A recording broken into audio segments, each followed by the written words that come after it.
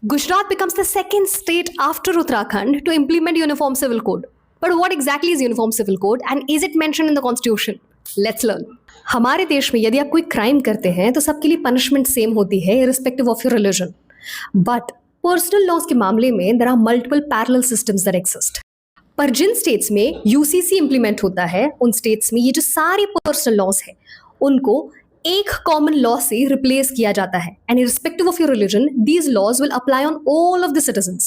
अब सवाल आता है कि क्या ये कॉन्स्टिट्यूशन में मेंशन्ड है? तो हाँ, हमारे कॉन्स्टिट्यूशन में directive principles of state policies की एक लिस्ट दी गई है जहां आर्टिकल 44 में यूसीसी को एक एस्पिरेशनल गोल की तरह मेंशन किया गया है. But there are several controversies when it comes to UCC. आइए एक एक करके उसको भी समझ लेते हैं. अब इस कंट्रोवर्सी के दो इंपॉर्टेंट आर्ग्यूमेंट्स हैं. सबसे पहले जेंडर जस्टिस. जो लोग यूसीसी को सपोर्ट करते हैं वो ये कहते हैं कि सबको इक्वल राइट्स मिलना जरूरी है. There are several personal laws that are discriminatory against certain genders, specially women.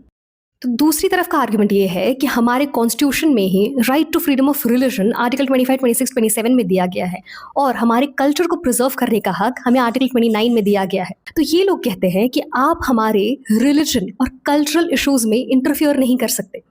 और माइनॉरिटीज भी ये डरती है कि क्या यूनिफॉर्म के नाम पर जो मेजॉरिटी लॉज है, जो नॉर्म्स हैं, वो हम पर इम्पोज तो नहीं किए जा रहे.